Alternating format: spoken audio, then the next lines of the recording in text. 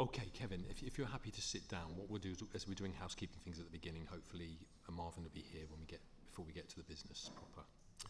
Okay, well, first of all, can I welcome everybody to today's West of England Combined Authority Committee, including those viewing online, and I hope you can hear me because I know there have been issues about this at one or two of our meetings, so I hope it's working properly today. And I'm Dan Norris from the West of England Combined Authority, for those of you who don't know me. And if I could just quickly introduce the committee colleagues that I have here present. First of all, Kevin Guy from Bath and North East Somerset Council. And also sat next to Kevin, Toby Savage from South Gloucestershire Council. And Marvin Rees from Bristol City Council is on his way, and hopefully he'll be joining us very soon. Can I also welcome Richard Bonner, who is from the Local Enterprise Partnership, sat to my left. Hold your hand up so we all know who you are, Richard, please. And he's a non-voting member of the committee. He's very welcome, of course. Before we move on to the main agenda items, I'd just like to mention that some members of the public are joining this meeting to present their statements. Please note that all the statements received have been circulated and read by committee members and are also available to view on the Combined Authorities website. So the next item is item 2, apologies for absence. I'm not aware of any apologies. Anybody aware of any? In that case, we'll move on to item 3, declarations of interest. Are there any interests of the members present that they wish to declare, please? Toby.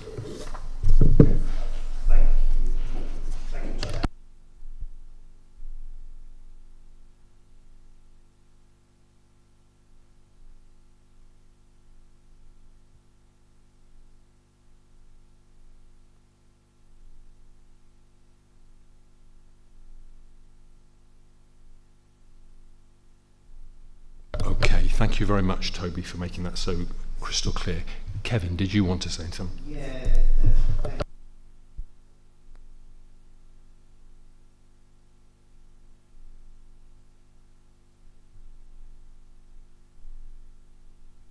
Okay, thank you very much for that as well.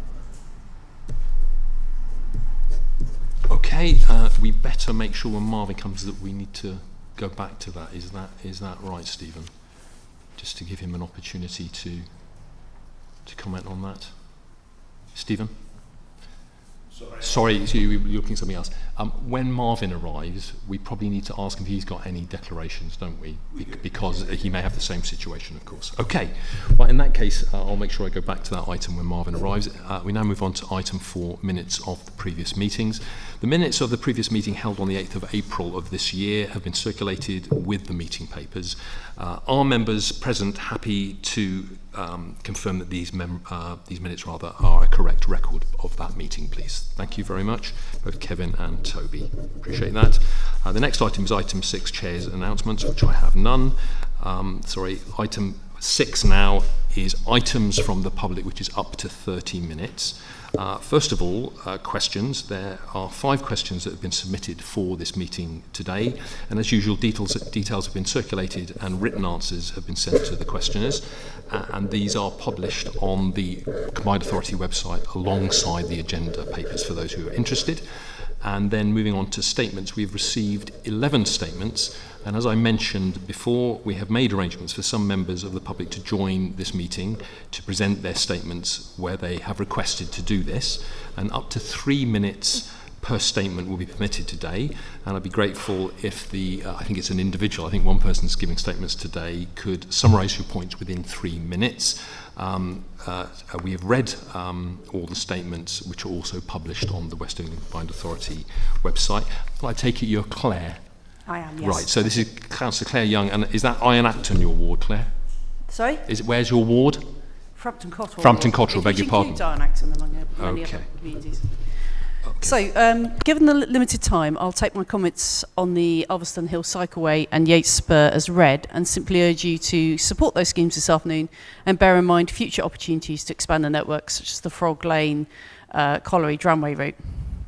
I want to focus my remarks today on the issues with the buses, the lack of reliability, the lack of services for some areas that are leading to isolation, and the need for fair pricing. In recent months, this has been one of the hottest topics in my inbox, And in all my years of standing in town centres with petitions, I cannot remember one where I've had so many people signing up to queuing up to sign it.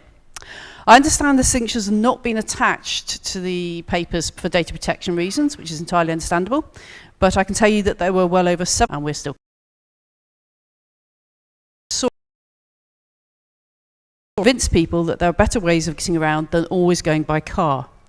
The problem, look at trying the bus. The services aren't available to go where they want to go, when they want to go, or if they are, they find them unreliable. Too many people at Cribbs Causeway finding 3 buses in the row cancelled and having to call NHS staff unable to get to and from hospital, students continually late for school or college due to cancellations, and people having to call taxis they can't afford after being left stranded.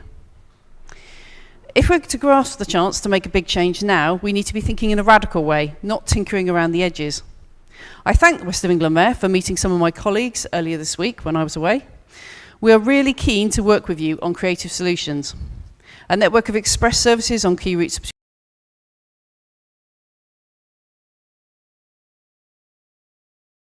struggle to sustain a regular service. Through ticketing, so you're not penalised for having to change bus and to make using the bus simpler. A commitment from operators that they will not cancel the same subsidised service 2 or more times in a row. Let's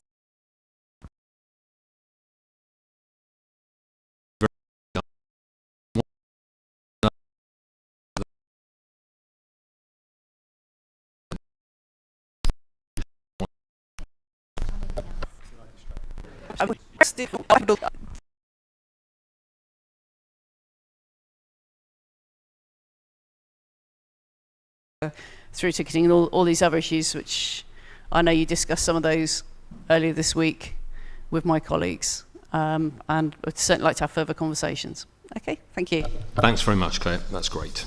Okay, well, is there anybody else who wishes to make a statement that's present here today? I've got a long list of people who submitted statements, but I'm not aware of who's here. I'll just run through the names just in case they're here. I know David isn't around. Jeffrey Allen, Brendan Taylor, Jonathan Mayhem, Nigel Shipley, Tim Williams, Elaine Ashley, Mike Birkin, Louise Branch, Ian Watkins. I assume none of those people are here, and I haven't been unfair to anybody by not calling them. Okay, thank you very, very much indeed to all those who've submitted statements today. All those comments that have been made and submitted have been noted where they relate to agenda items and will be taken into account by the committee today. Okay, thank you.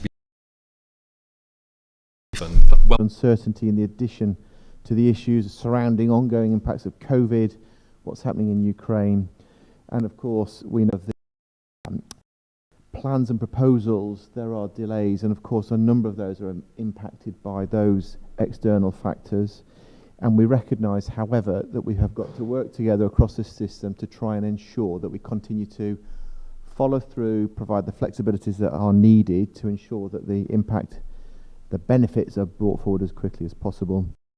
I particularly wanted to particularly support the Love Our High Streets programme until March 23. Of course, we know that high streets play a pivotal role in driving the vibrancy of our communities, and that's vital to ensuring residents feel pride in work. And we need to ensure that our ambitious wider regeneration plans across one that relates to, I suppose, the strategy both in the region and UK around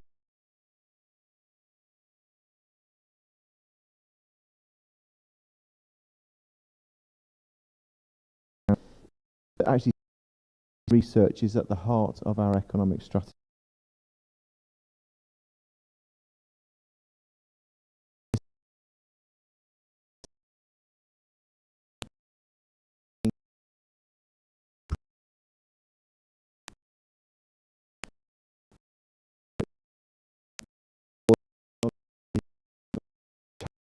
And that actually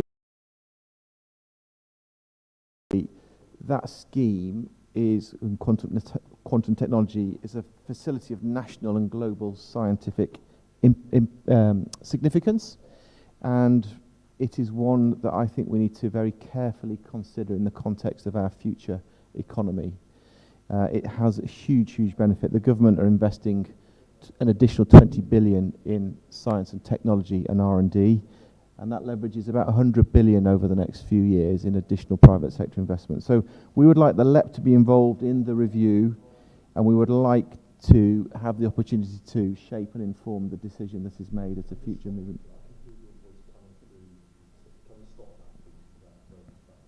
It is.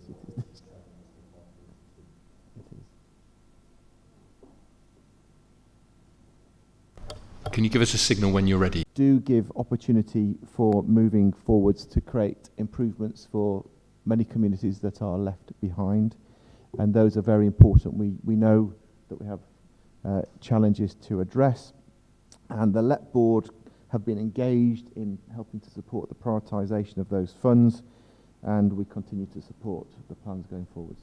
Thank you.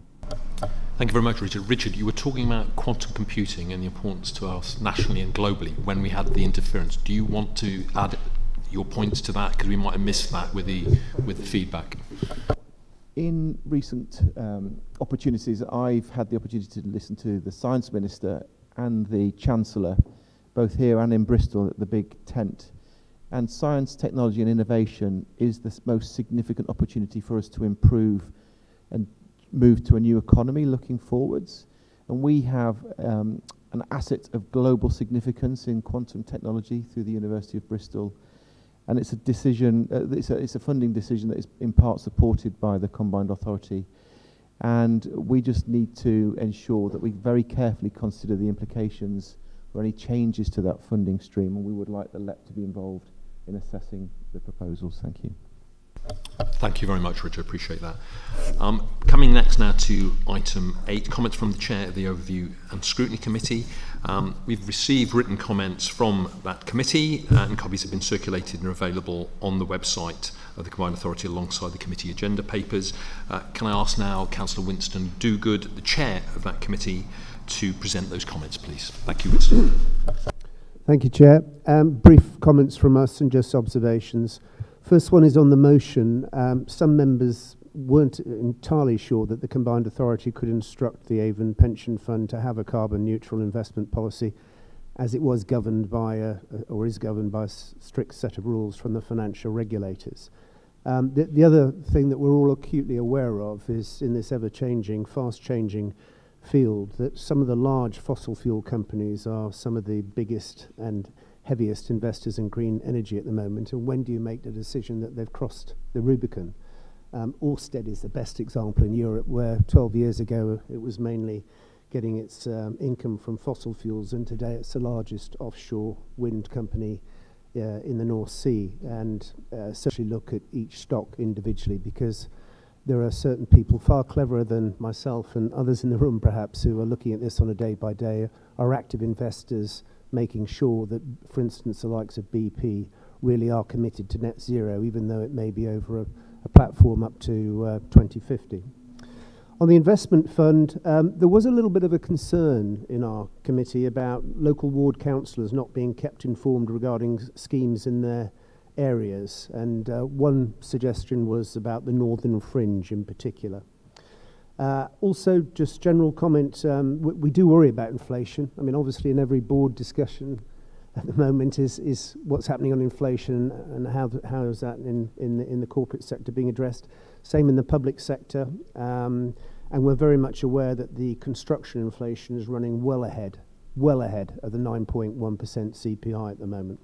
And we're not sure how the public sector, and WECA being part of that, is coping with that going forward on some of the projections of projects, etc. And indeed, this year's Outturn. The committee particularly welcomed the iStart proposals and the initiative going on in Baines. It looks a very good holistic idea, and we were assured by officers that the best of that will be learnt and exported to other parts of the West of England Combined Authority and perhaps in other parts of the country. And we did ask, and one of the questions that will be answered going forward is where else in the country is doing it, because certainly that seems to be eminently sensible and some really good outcomes. Just on the investment fund change requests, we noted that there were some requests for reasons for delays in projects, and sometimes the actual reasons were difficult to disentangle. So they asked that role members could take it in challenging and understanding any delays. And I think it's a little bit of a fog at the moment, but there may be more clarity as we go on.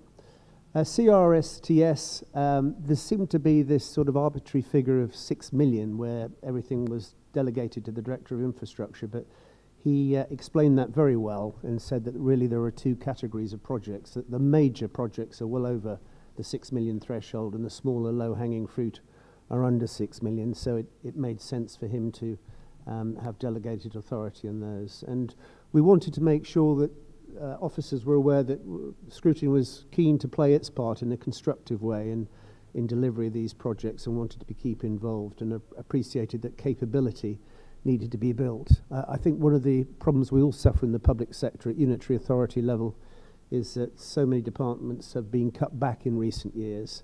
And for instance, we're very much aware on CRSTS that it's building back capacity, and we are interested and welcome the contribution that WECA will be making to certain unitary authorities in their fixed costs as they build up. We spend a little bit of time on the bus service improvement plan. I think the background is superb, but we know what the problem is. The market research is great, particularly with passengers. We know what they're looking for, and indeed some of what has already been said in the public statement is very much relevant to what's in the detail in the plans by Councillor Young. What we're waiting for is a detailed action plan of who does what when and when the milestones are, so we can look at those and make sure that we're on track, because there's a lot of work to be done on this. It's still a bit of a fog to the Scrutiny Committee, the arrangement, accommodation, Metro Mayor, that you and the unitary leaders reached 2 weeks ago at the Guildhall on what we do this financial year. We think that we understand the number that West of England Combined Authority have put into it, just over 1.3 million. But we're not sure it's in the public domain about what the unitary authorities are contributing. So all I'm saying is I'm sure there's no discussions going on behind closed doors that can't be transparent. We'd just like a bit more openness and understanding of what the unitary authorities are contributing in this financial year. We think we're fairly clear on what the West of England Combined Authority is doing. One thing we did find curious, and that is the paper on the EP board and the setup of it, because it seems that there are 4 members, and one of them has 2 votes and the rest has 1 vote, and the person who's got 2 votes is First Bus. So we, from a corporate governance point of view, found it a bit odd that North Somerset's got 1 vote, WECA's got 1 vote, First Bus has got 2 votes, and then the 2 other members have got, that makes 5 in all, 5 members, have got 1 vote. So, and it needs a majority of 5 out of 6. So I suspect if we do a little bit of benchmarking, we'll find that other similar boards don't have 2 votes to the likes of First Bus. So we think that needs to be examined and looked at. Doesn't seem right, and doesn't seem right from the fact that probably the major stakeholders are the West of England Combined Authority in North Somerset rather than the other way round. So we did ask that is just looked at, and the officer assured us that would be. I think on the UKSPF and Multiply, we were underwhelmed by the amount of money until it was explained to us that these are replacements for EU structured funds. So I'm aware from other business interests that means Cornwall will get a big divvy, and the 2 other English regions that were below 75% of EU GVA, I think the analysis was. So it's small beer, but what this is intended to do on a national point of view is look after those regions that have got real economic deprivation. And what we were pleased to hear from the officers was that they noted that 158,000 of our residents in this region rank in the most deprived 5th of places nationally. And they assured us that the little money that we have will be prioritised to that segment of the population. Nothing really to talk about on the Treasury management outturn. Everything's straightforward there. So thank you, Metro Mayor. Thank you very much, Winston. Just quickly, we're awaiting guidance about the voting arrangement. Just to quickly counter that, because when people hear that, they're going to think that's weird, because it is.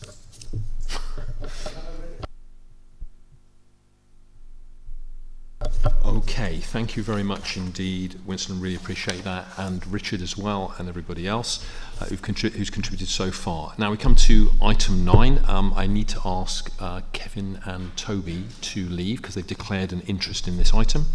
So if they could do that, please. Thank you.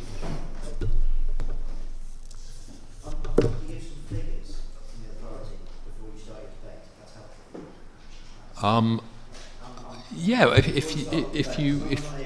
if you want to do that, that's fine. Is that in order, Stephen? I'm not so up on these things.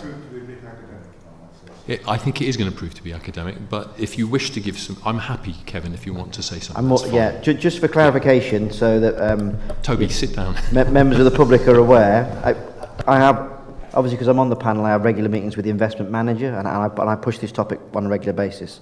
But for your benefit, only 0.07% of the investment fund is with the 5 top oil and gas companies, and overall, only 1.4% of the total investment fund is with fossil fuel companies, which accumulates to 86.6 million, compared to 1.4 billion of investment in sustainable companies that are aligned with the Paris climate emergency. So the investment fund, through pressure from its members already, is pushing along these lines, and is a particularly green investment fund. But I just thought I'd leave you that before you start your debate. Thank you very much, Kevin. Yeah. Thank you.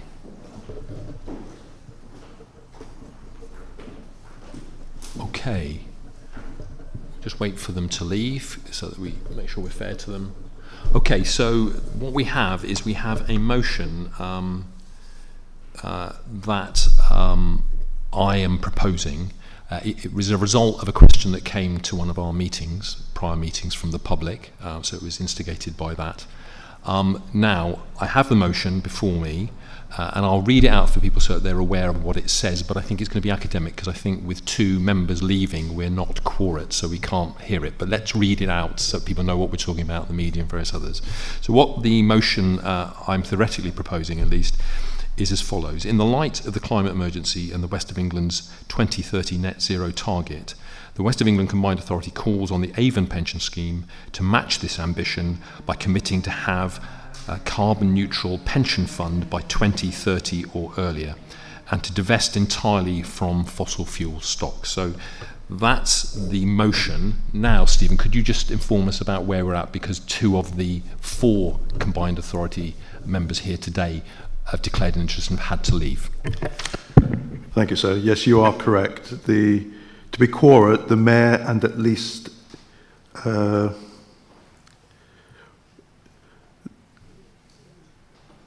and at least 2 other member authorities need to be present. What it does say, for the avoidance of doubt, the meeting shall not be in quorate if this happens because of declarations of interest. However, the meeting will be in quorate for that item, if that makes sense. Yes. Okay, so Quorate if what? What was the last phrase? I missed that. Sorry. What it's saying is that merely because the 2 members have left, it doesn't render the whole meeting in quorate, but you are in quorate for that item. Yeah.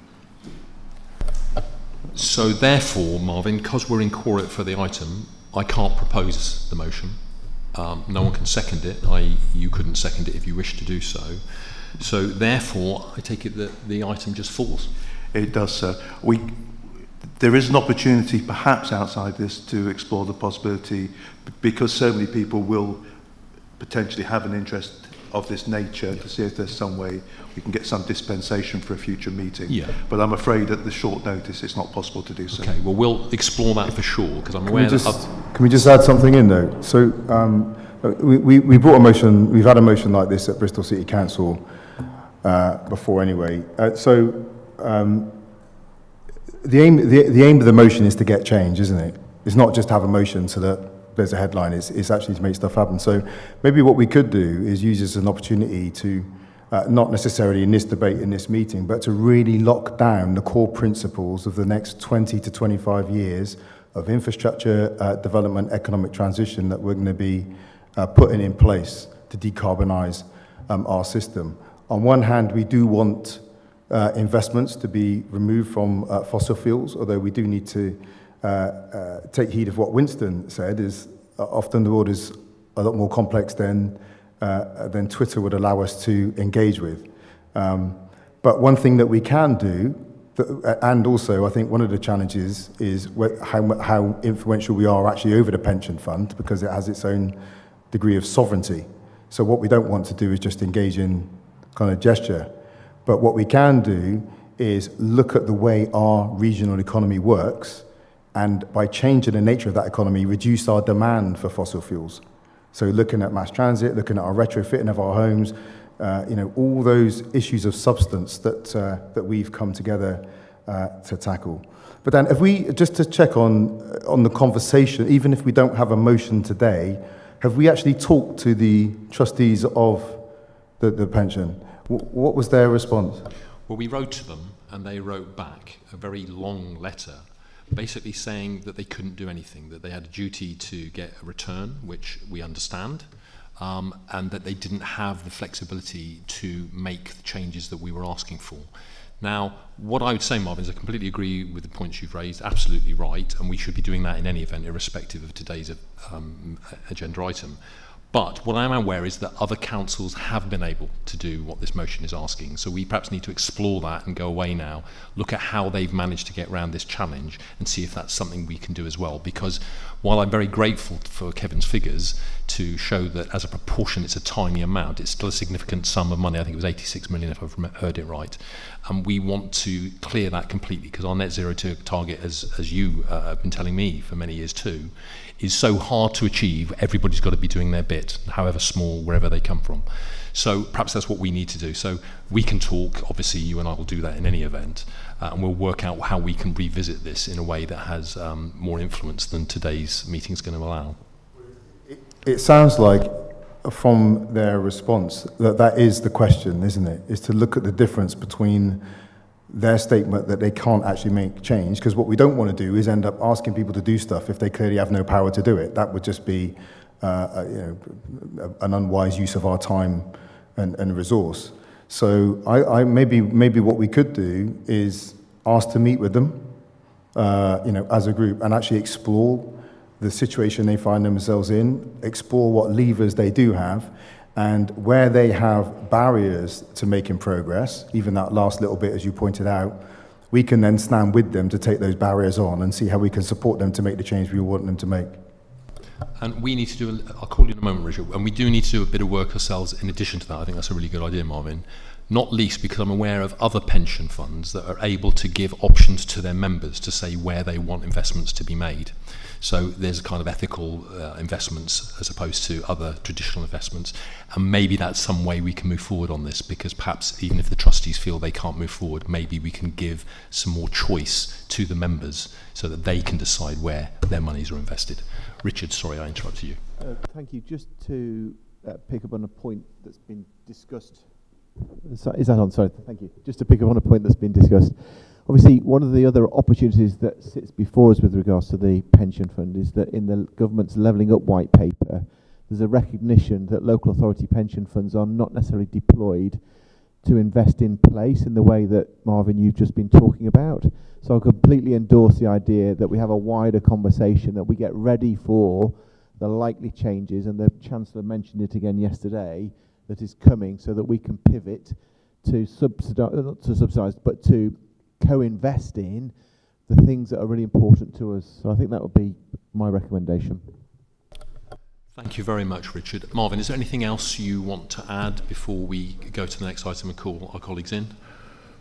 Just to say, we should add that second item in when we meet with them, Dan, to talk about moving their investments away from fossil fuels, taking Winston's warnings into mind, which I think we do absolutely need to take seriously, but also, how we get our pension fund deployed to our local priorities, which are really on the front line of climate change, would be a huge win for us, actually. absolutely. So we'll do that, and we'll have a meeting with them, and we'll try and move forward. As No, best we Eric Pickles took the pension away from people in local government, so I'm not included, neither of you, right? I think No, very I'm not. nice of him. No, he's a nice guy. The salad dodger, as he's known. Yeah. Okay, look, can we call the other two members in now? Thank you very much, everybody, for that. I'm sorry that we weren't able to put that to a proper vote today.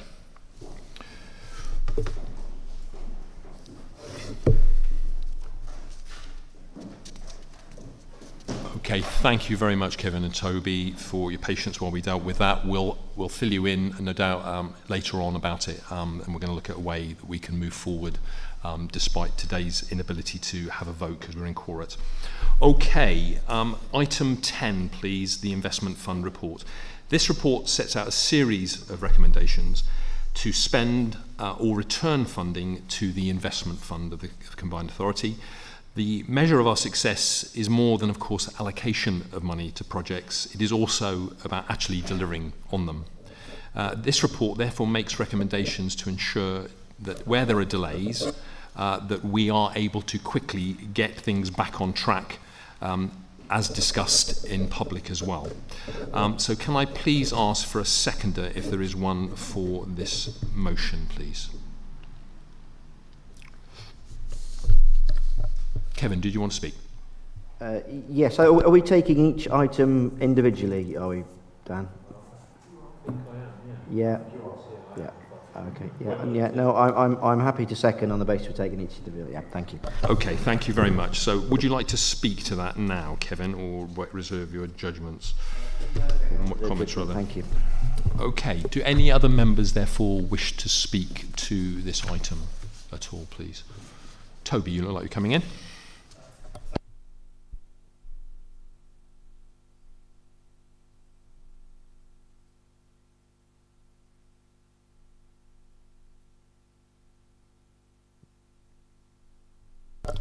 Thank you very, very much indeed. Okay, thanks for your comments. In that case, we will move to separate votes on each recommendation.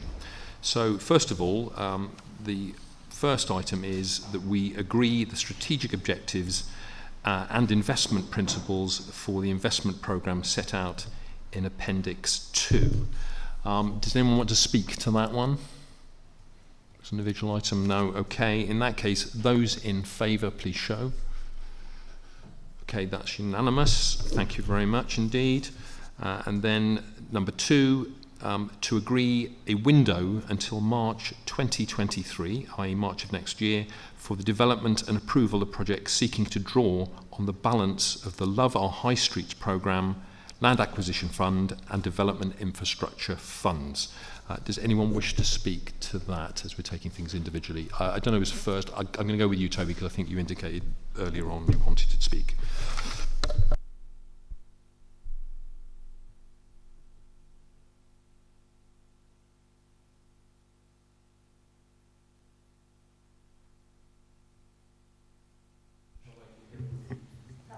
That's better. Fine. Okay.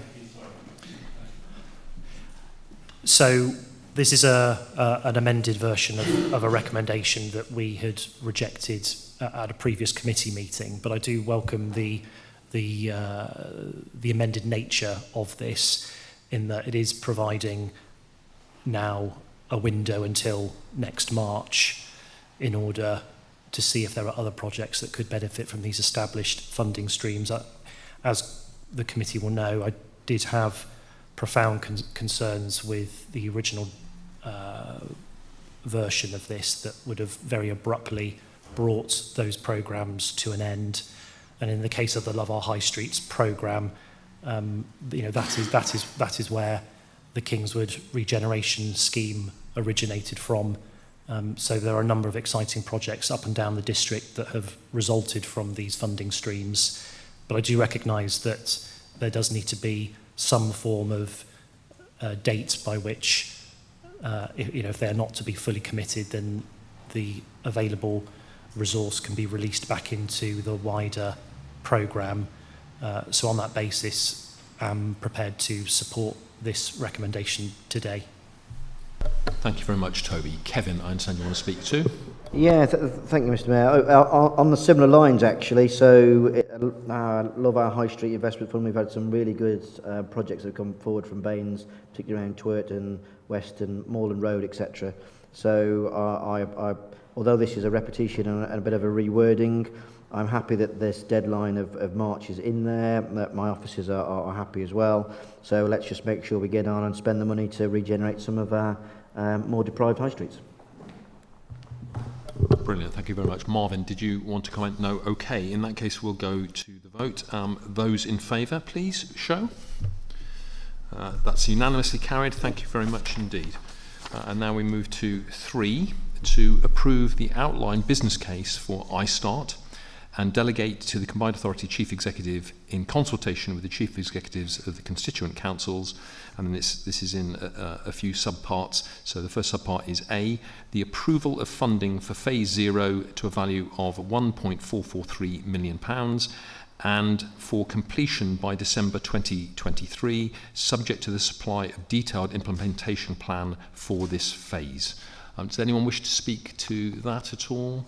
No? Okay, in that case, those in favour, please show. Okay, that's carried unanimously. Thank you. And then moving to Part B, this is the approval of up to £48,000 of additional funding to develop the full business case for Phase 1, subject to review of the successes of Phase 0 outputs in spring 2023. Anyone wish to speak to that? Okay, in that case, those in favour, please show. Okay, that's carried unanimously. Thank you very much. Then we now move to 4, and this is to approve the outline business case for Chew Valley Lake Recreational Trail, brackets southern section, which is important because we've done the northern section, I think, and the award of £150,000 to develop the full business case by March of next year, 2023. Anyone wish to speak to this? Oh, okay, thank you very much. In that case, please show if you're in favour. That's carried unanimously. And then item 5, this is to delegate the approval of the outline business case for the Old City and King Street project, and the award is of £172,000 to develop the full business case for approval this September, and the allocation of £1.655 million for delivery of the scheme to the Combined Authority Chief Executive in consultation with the Chief Executives of the constituent councils. Does anyone wish to speak to this? No. In that case, those in favour, please show. That's carried unanimously. Thank you very much indeed. We come to number 6 now, to approve the outline business case for the A38 multimodal corridor and the award of £393,000 from the investment fund to develop the full business case for the Alveston Hill Cycleway by November 2022, and £2.03 million through CRSTS to develop the full business case for the remainder of the corridor by September of next year, 2023, with the allocation of a further £26.752 million of CRSTS money for delivery of the scheme. Does anyone wish to speak to that? Toby? Thank you, Chair. I'm very pleased to speak in support of this recommendation today for funding to develop these important schemes to full business case and then to get on and allocate the funding for delivery as well. This is a critical part of the CRSTS programme for South Gloucestershire, to which we as a council have contributed significant resources in order to deliver the improvements that our residents want to see. And this will significantly improve public transport and active modes of travel along the A38, particularly for communities in Thornbury and within the north fringe of Bristol. I'd in particular like to thank the local ward councillors who represent Alveston, Councillor Matthew Riddle and Councillor Keith Birchall, for the way they have championed, in particular, the Alveston Hill Cycleway. Otherwise, Chair, happy to support the recommendation. Thank you. Thank you very much, Toby, for that. And while we're at it, can I thank the Combined Authority officers and officers from all the unitary authorities for doing so well in the bid for the CRSTS, because without that very successful bid, we would not be able to do many of the things that we're talking about today. Okay, those in favour, please show. Thank you very much. That's carried unanimously. Okay, 7, to delegate the approval of the outline business case for the Yates Spur Phases 5 and 6 scheme, the award of £688,000 to develop the full business case for approval in January of next year, 2023, and the allocation of £5.368 million for delivery of the scheme to the Combined Authority Chief Executive in consultation with the Chief Executives of the constituent councils. Does anyone wish to speak to this one? Toby? Thank you, Chair. Similarly, very pleased to support this recommendation.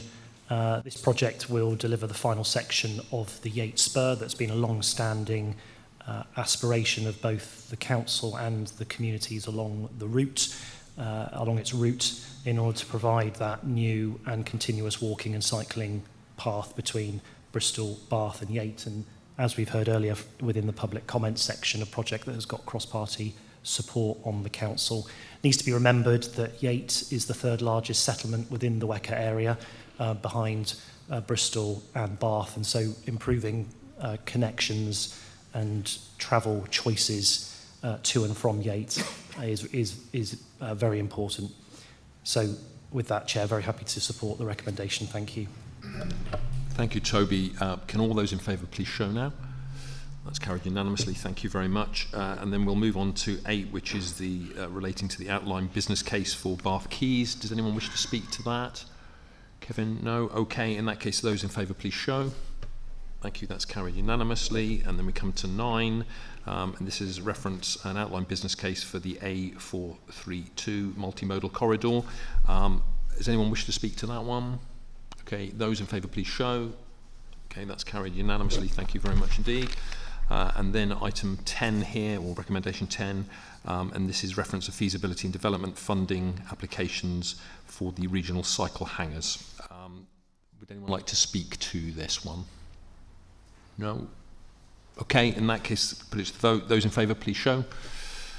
Okay, that's carried unanimously. Thank you. And then recommendation 11, this is to approve the feasibility and development funding reference Bedminster Works at the A38 and White House Lane. Would anyone like to speak to this one? No? In that case, those in favour, please show. That's carried unanimously. Thank you. And then recommendation 12, this is a similar feasibility and development funding application for the Bristol to Hengrove Metro Bus Extension Corridor. Would anyone like to speak about this one? No? Okay, those in favour please show. Okay, that's carried unanimously. And then recommendation 13, to approve the feasibility again and development funding application for the Bath Creative Quarter project. Would anyone like to speak to this one? Kevin, okay. Thank you, Chair. Yeah, very briefly, this is extremely important for the City of Bath, the regeneration of an area which is fundamental to independent shops and independent traders, which I'm sure we can all get round and support. So I'll be fully supporting this motion, and I hope everybody else will as well. Thank you very much. Thanks, Kevin. Appreciate that brevity there. All those in favour, please show. Okay, that's carried unanimously. And then recommendation 14, this is about deferring the decision on the North Fringe infrastructure package until the meeting in September in order for this project to be considered as part of the work to establish the regional investment priorities. Does anyone wish to speak to this one, please? Toby. Thank you, Chair. So yeah, I do have some comments to make on this recommendation. And once I've done that, I would be proposing an amendment to that recommendation. So the North Fringe infrastructure package is a regionally significant scheme that will help to facilitate the opening of the Brabazon Arena.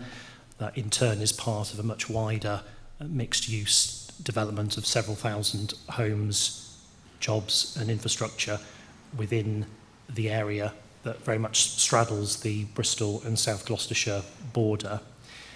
There is important technical work that does need to continue at pace because timescales are very tight.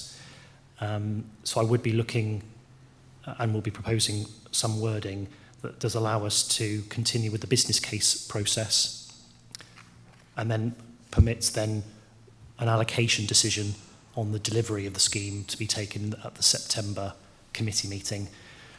That funding in the interim period will just allow that really important technical work to continue, so we stand the best possible chance of delivering this on time. Okay, well, look, thank you for that, Toby. I mean, I'm, just so you know, I've asked some questions about this, not because I'm against it as a project, I'm very much for it for a project, but I am, like you, Toby, very concerned about value for money and wondering why we're putting in money and maybe not the developer too. And so I kind of wonder if you could perhaps tell me a little bit about that. Bristol City have provided a very helpful letter today, this morning, explaining some of that, but I wonder if you could comment on that as well, because that's what I'm concerned about, just knowing why we're being asked for this money and the importance of that, and is it value for money, very importantly. Thank you, Chair. So I'm afraid I'm not cited on the correspondence that has been exchanged between you and committee colleagues today, or whenever that was. In terms of the obligations that are on the developer, that was set out when planning consent was granted for the developments. That is in the public domain. I don't have that information to hand, but it is, as I said, out there and would have been part of the planning consent. And there is a significant contribution from the developer to this. But as with so many of our infrastructure projects, we know that contributions from developers only go so far, and that there is a need for the public sector to contribute to that. Now, as I've said, I think the allocation decision for this can rightly be taken in September. But in terms of the funding to continue the technical work that enables us to take that value for money decision in September, it is important that we have that funding approved today to be able to continue with that valuable work. Okay, thank you, Toby. And just to be clear, as far as you're concerned, it's value for money, yes? Okay, thank you. Marvin, I think you want to speak. Well, I'll see where we are with the amendment, but you know, I too, we know just how important the development is up on the North Fringe, the homes, the arena, everything that goes with it. And having been through years of negotiation, both with us and with the combined authority over how we get this development done, while we have so much momentum, there's a real concern that if we were to delay, we may begin to feed a delay into that scheme, with everything that scheme is going to mean for our regional economy, both in terms of jobs, supply chain, but also something that's going to be a huge export for us. So, you know, I'm keen to hear the amendment, but I just think we're in an era, aren't we, where we need to get stuff done.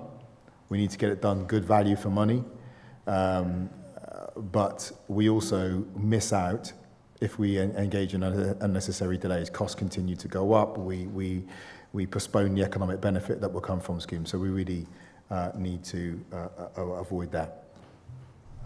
Thank you very much indeed, Marvin. Toby.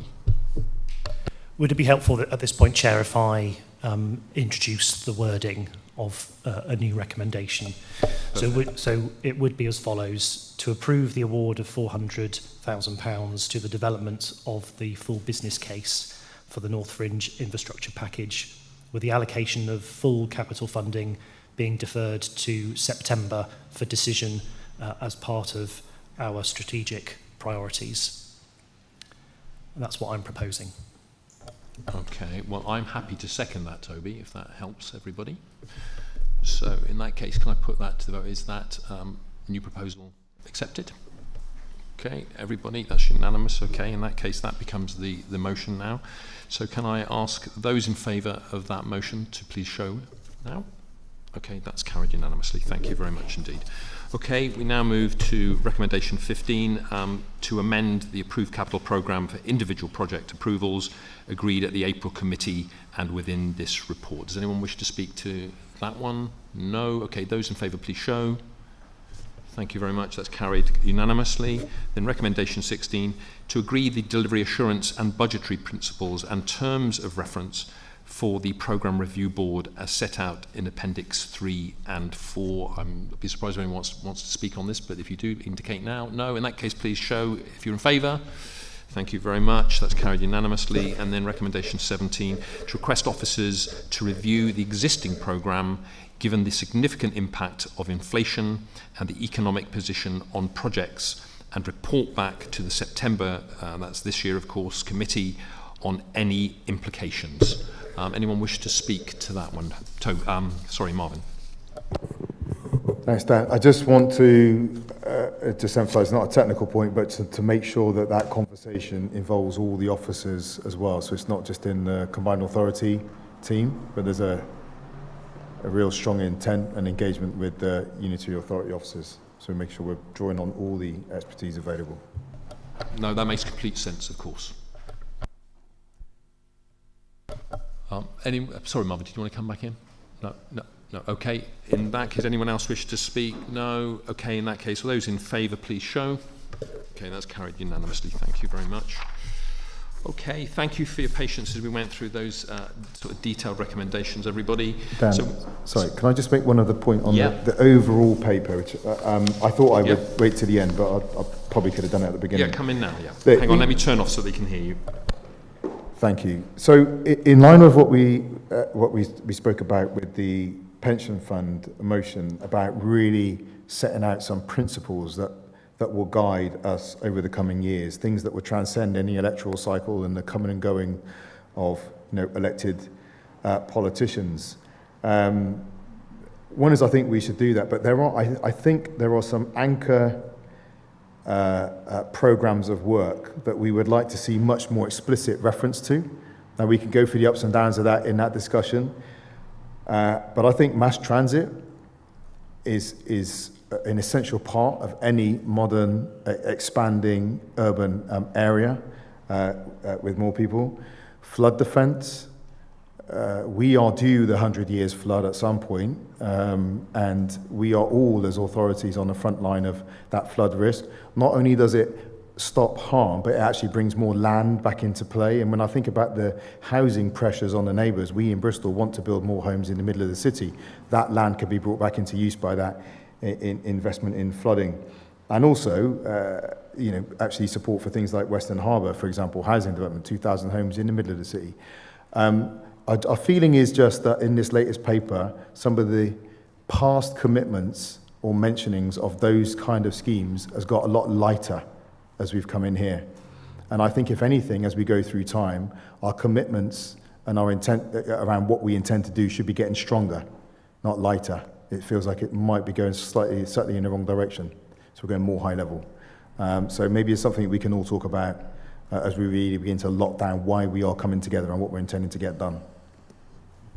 Okay, thanks, Marvin. And of course, we particularly here, Marvin and I, have talked about these things quite a lot, but I think that's right. I think we do need to talk about these things. Okay, thank you very much, Marvin. Appreciate that. Okay, let's move now to item 11, the investment fund change requests. Now, this report sets out requests for changes to already agreed projects in the investment fund, and I'd now like to move the recommendations as set out in the report. Can I please call for a seconder? Is there any? Okay, thank you, Kevin. Okay, do you wish to speak on that item now, Kevin? Let me turn. Yeah, very briefly, thank you, Chair. This is around the Milson Quarter Master Plan. This is a fundamental regeneration of the centre of Bath, as we've spoken about before. I'm really quite excited about this. But it also includes the Summer Valley Enterprise Zone, which is key for this particular area. We need to make sure we get that programme right. We need to make sure we get the infrastructure right, the transport around that right, make sure it's sustainable, make sure there's green businesses that are attracted to the area. So yeah, I'm very keen to second this motion and make sure we get that funding through for the Summer Valley Enterprise Zone in particular. Thank you. Thank you very much, Kevin. Is there anybody else who wishes to speak to this item? Marvin? Yes, Marvin. Thanks. Thank you. Thanks, Dan. So maybe I'll just come off the back of some of Rich's points earlier on QTIC. With the university, in just how just how important this investment has become. It's pretty in light of the fact that we were together, weren't we, when we hosted Jim O'Neill just a couple of weeks ago at Temple Quarter after we secured near £95 million for Temple Meads and all that means for the opening up of Temple Quarter. So I just think that In terms of mood music, while we're all moving with the momentum around that huge opportunity that is Temple Quarter, we need to make sure that we're making the right noises, as we've asked national government to make the right noise. But I won't lay it out, because I'm sure Rich has laid out just how significant QTIC is, both in terms of contribution to our economy, but also our regional reputation, both in Europe and around the rest of the world, at a time when we need that reputation to be high, to be drawing that inward investment and everything else that goes with strengthening our economy. Thank you very much, Marvin. And I think we probably all agree on the importance of quantum computing and associated activities and research and all the rest of it and endeavours. And I suspect this is probably going to be a bigger thing than even the internet. So it's very important that our region is forefront. That includes actually not just Bristol University, but Bath University, where they do amazing programming on exactly these things. And as people are probably aware, the three main places in the world, pretty much, I think I'm right in saying, are America, not surprisingly, us for the UK, although there are places in other parts of the country where they do important stuff in the UK, and would you believe it, China, where a lot of Bristol graduates were trained, who had come from China and gone back and are now doing things there. But it's very important for not just wealth creation and new technology and all the rest of it, but actually our security, because these computers, when they work and are actually made, are phenomenal. They do billions of calculations a second. None of our bank accounts would be safe with that kind of computing power, so there is a security component to this as well. So it is very, very important. But what I would say is that everybody who gets money from the combined authority or unitary authorities does have to make sure that they are accountable for that money, they use that money well, and if there are delays or alterations, they need to explain it, not just assume that that money is given to them and no one will keep an eye on it. We do have to have a culture where we're keeping on top of things, and if projects have merit, we will always support them by agreement in this room and elsewhere. But what we can't do is just say, over to you, and you never report back to us. So it is really, really important, and we'll revisit QTIC, I'm sure, in the future. But thank you, Marvin, because you've made some important points, and Kevin too. Okay, in that case, I'll move to the voting, if I can press the button right. Those in favour, please show now. Okay, that's carried unanimously. Thank you very much indeed. Okay, we're moving now to item 12. This is the City Regional Sustainable Transport Settlement Delivery Model. And as you know, and was referred to in earlier comments, we've done very well in securing the biggest per head transport funding settlement in the country, in England. Getting the money in is great, but now we have to deliver, a point Marvin has just made. This report sets out delivery for the City Regional Sustainable Transport Programme, and I would now like to move the recommendations as set out in the report. Is there a seconder, please, for this? Okay, thank you, Toby. Would you like to speak, Toby? Thank you, Chair. Yes, I would. So, overall, very much welcome the report. As you've said, we have done well as a region to secure this funding, and I think is another part of the evidence that vindicates our decision as a region to create the combined authority in the first place, and to see that the government is continuing to prioritise combined authority areas for funding, and of course recognising the very significant local contributions that each of the councils have made to the overall programme, and particularly in South Gloucestershire to see, and indeed reflected in earlier reports before us today, significant investment in a number of our transport corridors, including those from the north fringe of Bristol up to Thornbury, and the same up to Yate and Chipping Sodbury as well. I will also just make some comments in that I think that in terms of the delegations, I think that it would be more appropriate to delegate to chief executives as opposed to infrastructure directors. I think just recognising the sums of money involved here, but we'll committee colleagues may well have comments to make on that as well. Okay, thank you, Toby. Would anyone else like to come in on this one? Kevin? Yeah, but very briefly, Dan, I agree with Toby on this one. I think because of the sums of money that are involved, I'm happy to support changes to 5, 6, 7 and 8, that the combined authority chief executives and the chief executives of the constituent councils are the people making the decisions rather than the directors. Yeah, so more than that. Okay, Marvin, do you want to speak? I'd be in the same place with that, Dan. I think it should, the delegation to chief execs working together. I might also suggest actually that we look at the A4 Bath Road, certainly a road of huge significance for us in Bristol, and bringing that back into the mass transit scheme. I think it opens up the possibilities of a more radical solution for us. Okay, thanks very much, Marvin. Well, you won't be surprised to hear that I don't agree with that. I think the Director of Infrastructure is a very high-skilled and well-paid job. It's a very senior-level job. So let's put that to the vote in that case. Those in favour, please show. Sorry, let me just see. Let me just go through. This is the item that we're just going on now. So it's the item 12 recommendation. Sorry, Talking about the delegation. Apologies, I'm going mad here. So, right, hold on, bear with me, just let me catch up. Right, this is number 1, so let's go for number 1. Apologies. Okay, recommendation 1, so I'll read that out so people know. Recommendation to approve the delivery model principles to develop for the CRSTS programme as set out in section 3.3 of the report. Okay, all those in favour, please show. Okay, that's carried unanimously. Right, sorry for that confusion. Let's go on to recommendation 2 because we're taking them individually, as you pointed out, Kevin. Recommendation 2. This recommendation is to progress the procurement of a strategic programme delivery partner in conjunction with a broad review of the combined authority organisational structure as set out in section 3.3 of the report. Okay, all those in favour, please show. Okay, that's carried unanimously, thank you.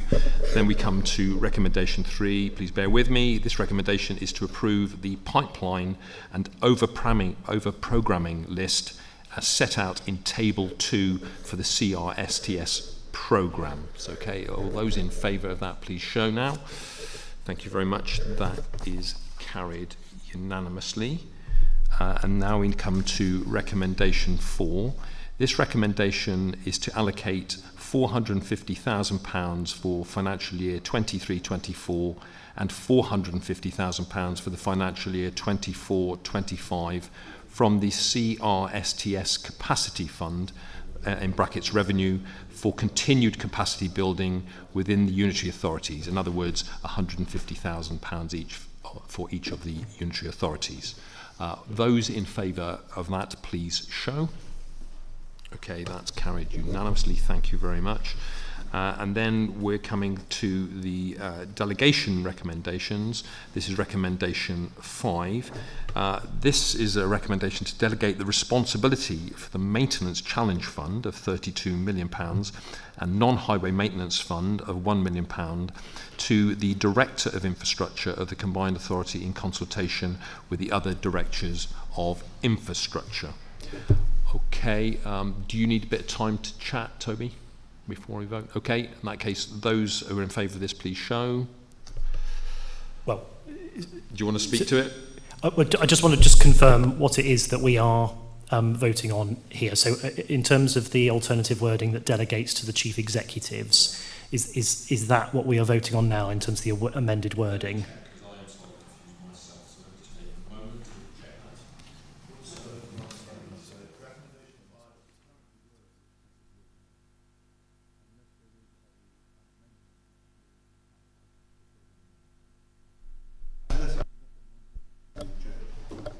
Okay,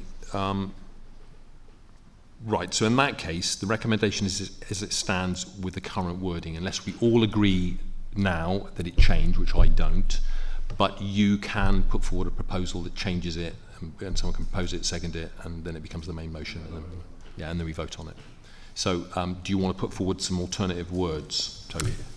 Well, thank you, Chair. So I think the alternative words that we would be wanting to see is, in effect, substituting the words Director of Infrastructure in consultation with the other Directors of Infrastructure to be replaced with the Chief Executive of the Combined Authority in consultation with the Chief Executives of the councils.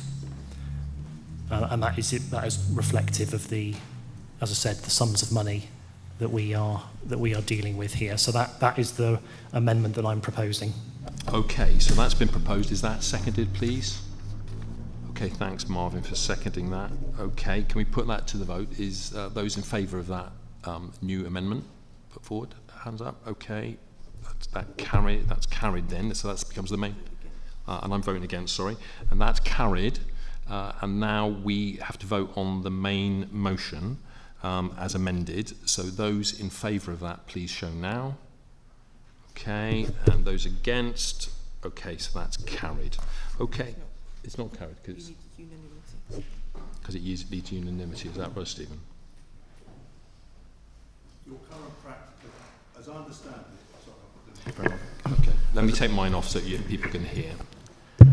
as I understand it, the established principle and practice has been that for any majority to be effective, it includes the mayor.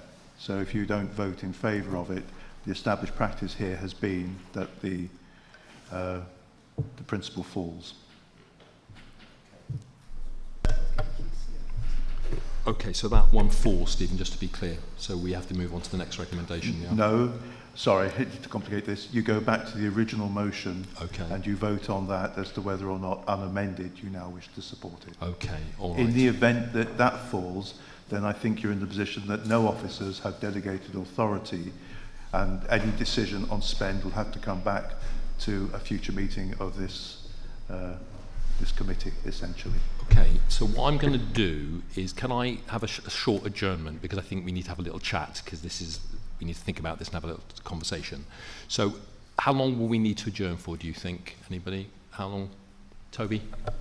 I don't think for very long, Chair, provided that perhaps the Interim Director of Investment and Corporate Services could provide us some advice around the level of strategic oversight that the Chief Executives would have along with this delegation to infrastructure directors. I think it is that chief executive involvement that is our principal concern as unitary authority. So I don't think the adjournment needs to be for long. Okay, so if I suggest up to 10 minutes, and then if we need longer, you don't even think that? 5? Let's do 5. If you're in agreement, it's just we say 5 and it ends up being more longer. Okay, so let's do 5 and see how we get on. If I may be so bold, Chair, to suggest perhaps if Richard doesn't mind, he could sort of provide some commentary now around that issue, because it may be that we're able to resolve this without even having an adjournment. Okay, if that's okay, I'm happy about that. That's fine by me. Okay, Richard, off you go. Thanks, Chair. Look, absolutely, you would expect the CEOs to have oversight, strategic oversight of the programme, even with that delegation. So, I'm confident that we will take reports through the very effective, very useful CEO meetings that we have, if that provides assurance on to the original motion. Okay, thank you, Richard. So we'll adjourn now for 5 minutes and let people have a chat. So if people want a comfort break, please take one.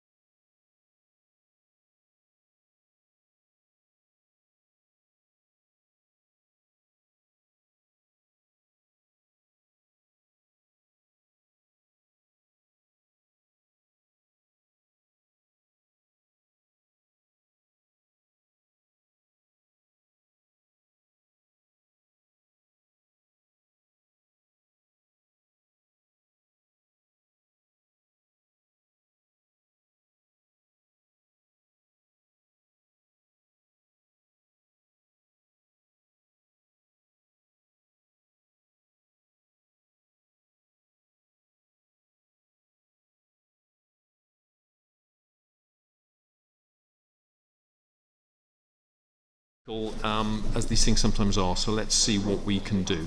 So what's happened is, for members of the public and those watching online, we've agreed a new wording which replaces each instance where it talks about being delegated to the Director of Infrastructure.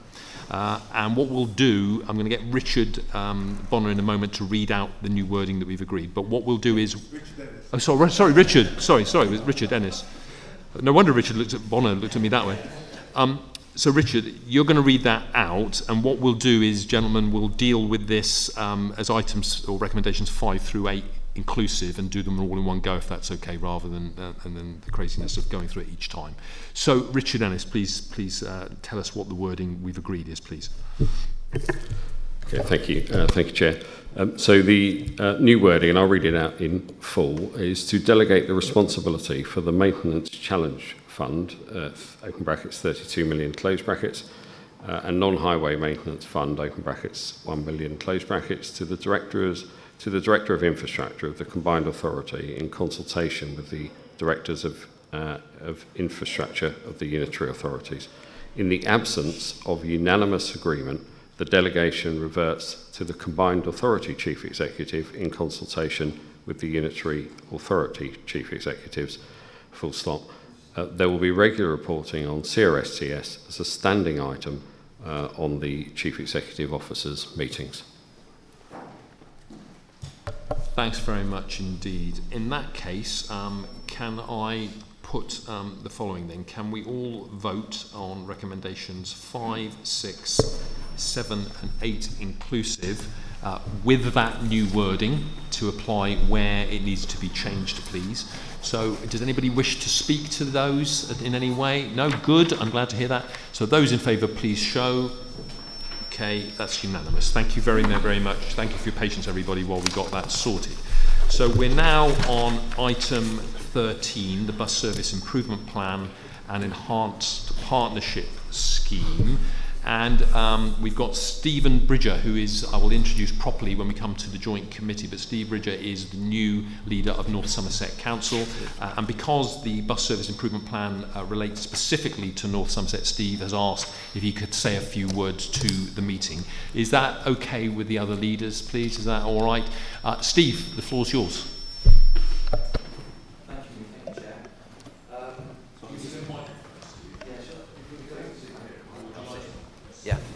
That works. This is making my intervention perhaps more important than it actually is. So just a few brief words. So thank you for the opportunity. Thanks, Chair, for allowing me to say a few words before you have the formal debate. I wanted to first of all actually put on record my thanks to the officers, my officers at North Somerset Council and their counterparts at WECA. A lot of work has gone into this, not least the bids which was, as we know, were incredibly successful. So thank you to the officers for getting us this far. We brought a sister paper, if I can call it that, to our executive last week around BSIP, which is, I think, entirely aligned to the paper in front of you this afternoon. Broadly about the direction of travel. But it included some delegations on the detail and on the spend profile. I think it's worth mentioning that the detail that sits below all of that is still being worked up, by officers, and I would expect this to be considered and reviewed by all partners to ensure agreement and to ensure the approach is one that's jointly owned by all of us. The discussions, the current discussions are recognising, I think, that the steer we're getting from ministers is that we need to focus more on fare reduction to increase patronage as opposed to, at least initially, expanding routes, particularly given that we've still got this really difficult situation around driver capacity with the operators. And not least, of course, the national cost of living crisis. Just a further observation, really. I think it's critical that the city region works together on this to preserve a core network of bus services with the operators. which we can build on, as the situation around driver resource becomes hopefully more positive and stabilises. I think any services registered in October this year will need to be sustainable. They need to be sustainable and 100% reliable, because I think confidence from our residents, from passengers, has been eroded quite a lot, and we need to encourage them onto buses and hopefully discourage some of them, those who are able to anyway, out of their cars. So I think that will mean, that we need to acknowledge that some services may need to reduce or change, at least in the short term, to allow some growth and stability back into the network on the back of a really strong fare offer. Chair, I think that's all I wanted just to say. So thank you again for listening. Thank you very much, Steve. That's really helpful. Appreciate that. And thank you for the kind comments about the Combined Authority officers. Your officers did an amazing job too. And it's also the case with CRSTS that the unitary authorities played their part in us getting that large sum of money as well with the Combined Authority officers. So we've done a great job. And sometimes I know that the media report that there are disagreements, conversations, arguments, what have you. But I tell you something, it's great to have arguments when you've got that kind of money. It's a lovely problem. So let's keep it up. Okay, thank you very much. All right, so let's move on. As you know, we've received the second highest funding nationwide for this BSIP fund. And now we have to move to delivery. So I'd like to move the recommendations as set out in the report. Can I ask for a seconder, please? Kevin, would you like to speak? Yep, thank you, Dan. More than happy to second, and I think we've just discussed with the previous item, but item number 2 here should also have the exact same wording as we've just covered for item 12. Delegations. Yes, the delegations one. It's 2 and 3. 2 and 4. Sorry, yep, 2, 3 and 4, you're right, I hadn't carried on. Right, yep. Sorry, thank you, Kevin. I'm not on the microphone. Can I just check, let's do that now. Is everybody agreed that we change the wording as appropriately as agreed before to apply to those particular recommendations as just mentioned? Okay, great. Kevin, got your hand up. Yeah, so that's unanimously carried that we do that. Okay. Okay, does anybody wish to speak to this item other than Kevin having seconded it? Toby? Marvin, your hand's up. Yeah, Dan, it's just around this item and the scale of our ambition with bus travel. We've been supporting for some time and had a talk with First Bus as well about how we can get to a point where we provide free bus travel for apprentices and students aged 18 to 25. Now, we'd love to go a lot further, but as a friend said to me, you can't boil the ocean. I think this is a group of people we could make an explicit commitment to. What I'm not saying is that we could do it all tomorrow, but certainly having an explicit commitment to free travel for 18 to 25-year-olds, students and apprentices, and then making sure that we are going in that direction, I think would be a very good thing to do. And when we think about the disproportionate impact of COVID, the lockdown, and now this cost of living crisis, as we go, is having on our young people. We know about the mental health consequences, their exclusion from the economy. I think this could be incredibly significant. Now, I recognise that there are other demands on our bus services, and I know that Toby and Kevin have particular challenges with rural routes as well. So I don't underestimate the scale of demand and how much we would want. But from where I am in Bristol, when I think about places like Hartcliffe to Avonmouth to Lance Weston, Southmead, and our need to include people in Bristol's life, this would be a really important component part. Now we'll do we're going to continue doing the work on this in the council, but this is something that can't be done without the Combined Authority and First, and your participation in making that commitment and taking that challenge on would be very welcome. Okay, well, thank you very much, Marvin. I can't give a commitment to that now in its entirety, and in fairness, you did say you weren't expecting it tomorrow. because the challenge, of course, is about getting bus passenger numbers up across all age groups and all backgrounds and all cultures and all communities. But I am very, very sympathetic to that, and it would be very lovely to be able to do that. What I did give is a commitment on Radio Bristol this morning about trying to bid for more money from the government specifically for this particular age group in the way that you're describing, Marvin. And I give that undertaking again today to say that at the first possible opportunity, I was certainly bidding to get more money specifically for that group of people. But we do need to think more widely and broadly. But I'm very happy to keep having that discussion. You're clearly going to be driving this forward, Marvin. I think that's right that you do so, because I think it's important we have these discussions, because we don't have easy decisions. Whenever we make any decision when it comes to public transport, it's always about what priorities do you give. And it's tough, because one priority, it always puts something else down in the process. So we've got to work and find a way through. Okay, thank you. So, on that basis, can I therefore then take, we've been seconded, yes, can I put that therefore, all those recommendations with the wording as amended, as agreed just now, can I ask you to show if you're in favour of that, please? Thank you very much. That's carried unanimously. Thank you.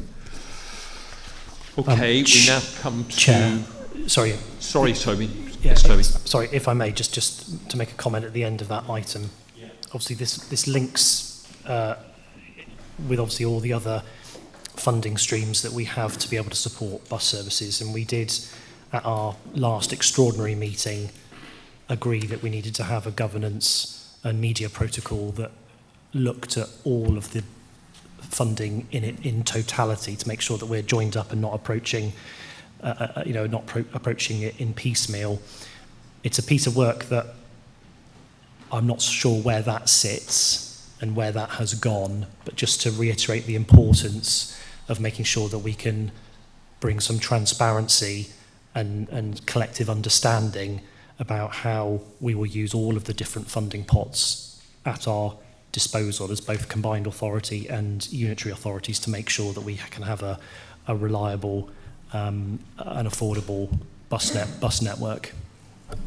Well, the point is the West of England isn't uniform. There are different places and communities, all as important, but with different challenges and different needs. So I'll certainly follow that up, Toby, and we need to work on getting passenger numbers up, however we have to do it, wherever we are in the West of England, and in each of the unitary authorities, of course. Okay, so I think am I right that we've just done, we've dealt with that because you came in last, Toby? Okay, so we'll now move on in that case to item 14, the Shared Prosperity Fund and UK Shared Prosperity Fund and Multiply. So this is about boosting adult numeracy skills and helping people to get the training they need to progress in work. The focus proposed for investment will play a role in helping our communities deal with the cost of living crisis, which we're all acutely aware of, and very hard and tough it is for many of our communities, if not all of us in some way or other. I would now like to move the recommendation as set out in the report. Can I please ask for a call for a seconder? Is there a seconder? Thank you, Toby. Would you like to speak to this? Happy to support it, Chair. Thank you very much, Toby. Do any other members wish to speak to this item? Marvin? Yeah, thanks, Dan. I just that we make a commitment to making sure that as much of this money is pushed, well, basically that the money is pushed straight to the UAs. What we just want to do is make sure that we minimise any temptation or behaviours that would top slice and tight and remove this money and spend it on bureaucracy rather than getting it to the front line to get spent. I think that's incredibly important. Okay, thank you very much, Marvin. So, based on that recommendation, I won't read out the whole recommendation if you don't mind. Can all those in favour please show now? Okay, that's carried unanimously. Thank you very much indeed. Item 15, the West of England Combined Authority and Mayoral Budget Outturn Report. This report asks the committee to note the latest revenue budget outturn report for 21-22 and requests an approval of reserves to the general fund. I would now like to move the recommendation as set out in the report. Is there a seconder, please? No. Toby? Thank you, Chair. So happy to second overall, but I do have an amendment to put forward in relation to recommendation 3 and 5. So just wanted to draw that to your attention. Just so I'm clear that you are happy basically to support all the recommendations except 3 and 5, and you have an amendment, is that right? Okay, is it one amendment that relates to each one, or, sorry, both of them, or are they individual ones? Both, okay. In that case, would you like to put that forward, and then we can get, you're proposing it, and then we can see if there's a seconder? Thank you, Chair. So at the moment, the recommendations are proposing to allocate surpluses into either the Treasury Management earmarked reserve or the general reserve. And my amendment seeks to approve the allocation of both sums. So I'll read out in full. So it is to approve the allocation of £699,000 from the 2021-22 Treasury Management surplus and 87,000 from the 21-22 net revenue surplus to the Integrated Transport Authority specific one-off bus earmarked reserve to invest in further support to regional bus services to protect routes, particularly in rural areas and other communities not well served by public transport. So that's the amendment that I'm proposing. And to make some comments around this, I think this very much links back to not just a comment that I've made on a number of occasions at recent committee meetings, but at the extraordinary meeting that we recently had around bus services, around WECA needing to strain every sinew to protect bus services. And I think where there are available funds, to put them to, I think, the priorities that local people would want to see us adopt. And I think this is very much in line with what I'd understood to be the agreement that we reached collectively as part of that previous extraordinary meeting, that underspends and surpluses and the like would be put towards, first and foremost, that issue of how can we protect bus services as we move through the autumn and leading up to the next financial year. Okay, thanks, Toby. So have you got a form of words in writing for us? Yeah, so can I have that, if that's okay? And then would you mind if I adjourned for a short adjournment so I can talk to my officer, just check what the implications of that as an expert giving me some advice? So we'll just have a short adjournment, I hope, while we do that. Thank you very much.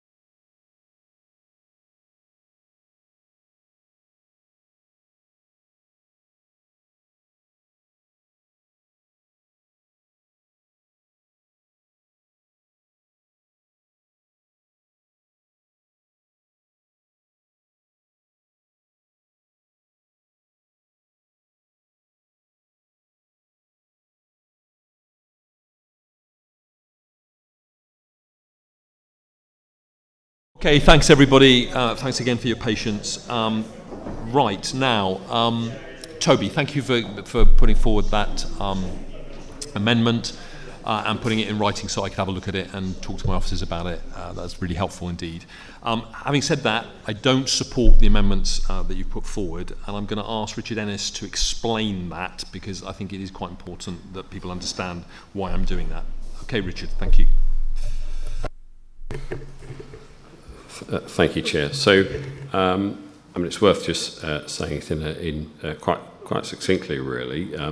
There is already a committee-agreed reserves policy that we do set out in the paper that means that we ought to be getting to a reserves figure at 5% of circa 2.8 million, and we are marginally over 2 million, 2.063. So we are short of the committee's policy in terms of the figure that it wants to get to. It is, and in my view, therefore, this is not a prudent thing to do with the reserves that we are trying to build to a better place. Thirdly, it's worth saying that we are in, as we already know, very difficult times economically and from an inflation perspective and so on. And the only certainty at the moment we have is uncertainty. And therefore, the economy, and given the volatility that we have, again, adds to that need to make sure we get to a reasonable level and a committee-agreed level of reserves as well. So, I don't recommend that the committee agree this. Okay, thank you very much, Richard. Well, that's very strong advice to me, as people can hear. Toby, I don't know if you want to consider withdrawing your amendment or whether you want to see if someone will second it. Thank you, Chair. So I have listened to the comments of the Interim Director of Investment and Corporate Services. I do understand the point about our policy on reserves. I would just say that we did agree at our previous extraordinary meeting that we would leave no stone unturned as we sought to provide the maximum possible resource to be able to support our bus network in the face of very significant challenges that we are all aware of. And just shy of £700,000 would provide a great deal of reassurance and resilience to the bus network. And so I think it's about choices at the end of the day, and I'm making my choice about what I think is the priority for spare funds. So I'm not minded to withdraw my amendment. Okay, thank you, Toby. Well, just to say that all the bus reserve money is being spent on buses, so that is the position. So look, let's see if there's a seconder for your amendment. Is there anyone seconding that? Okay, Kevin, would you like to speak? Yes, thank you, Chair. More than happy to support this, and it seems quite bizarre how we had the extraordinary meeting not too long ago where we worked really hard together to find funding for buses, and now we're having WECA officers and yourself say, what we'll do, we'll put £700,000 into reserve pot for a rainy day, while we've got real issues today, particularly with rural connectivity with buses. So if we're going to have a debate in a few months' time about buses that are at risk, and yet WECA are sitting on literally millions of pounds worth of money in your reserve pots, I don't think that's appropriate. You're making a clear decision here to put money into your reserves and not put money into buses, and I would find that extremely disappointing, Dan. Okay, well look, we are using all the bus reserve money for buses. The other money is for things like skills and the other areas of responsibility that I have in the Combined Authority. So look, it's been proposed, it's been seconded. Let's put it to the vote in that case. Marvin, did you want to speak? Sorry, I thought you were indicating. Okay, in that case, can we have a vote, please? Those in favour, please show. Okay, those against, so that is lost. In that case, we go back to the original resolution. Those in favour of that, please show in its entirety, all the points 1 through 4 and 5. Please. Shall I do it in bits, you think? All right, let's do it in bits then in that case. Let's go to item 1 then. That's to note the Mayoral Fund forecasted revenue outturn as detailed in Appendix 1. That's a noting item, so I assume that's noted. Is that so, guys? Okay, thank you. And then number 2, notes the combined authority forecast revenue outturn as detailed in Appendix 2. That again is a noted item, so I assume that's noted. Is that the case? The same with 3. Is that please noted? That's the allocation of 699 from the Treasury management surplus that Toby has been talking about. No, okay, that's not noted. All right, and then 4 notes the transfer of 1.347 million being part of the net end-of-year surplus in integrated transport activities to an integrated transport authority specific one-off bus earmark reserve to invest in further support to regional bus services to protect routes, particularly in rural areas and other communities not well served by the public transport during 2022-23 as agreed at the January 22 committee. Is that noted, please? Thank you very much. I'm sorry it was so long. And then we now need to vote on recommendation 5. This is to approve the transfer of £87,000 from the 2021-22 net revenue surplus to the West of England Combined Authority General Reserve. Can those in favour please show now? Okay, so it's just me. And those who are against, please show now. And any abstentions? Okay, 3 abstentions. Okay, so that's carried then. Okay. Thank you very much. Is that it? Have I done that? Okay, thank you so much. Thanks to everybody in the public. It must sound like madness to you. I do apologise for that. It is local government at its best, I'm afraid, or its worst, depending how you look at it. Okay, let's move to item 16 then. I think can I just make a point on it? Of course, Marvin. As I think it is, I think it is a point worth making. We did have a practice before of meeting in between meetings just to iron some of these things out so that people wouldn't be subject to local government at its best, and we dropped that practice. I think maybe Dan, just having experienced here and and thinking about that and thinking about our audience in the future, maybe we should reinstate that so we could iron out some of these things beforehand. Well, look, Marvin, thank you for that. You know I don't agree with that because I believe we should try and do things as openly, boring as it might be, so that people understand things. So we can talk about that. There are some cases where it clearly makes sense, but I think we would do it far too often. And what I worry about, if I may finish, what I worry about is that we do a lot of talking and not a lot of deciding, and we are all agreed, I think, in this room that we need to get on with deliveries. That means making decisions, and we've done well today, so I want to be praising people up for that, but I also don't want to fall back into discussions where we talk all the time and don't do.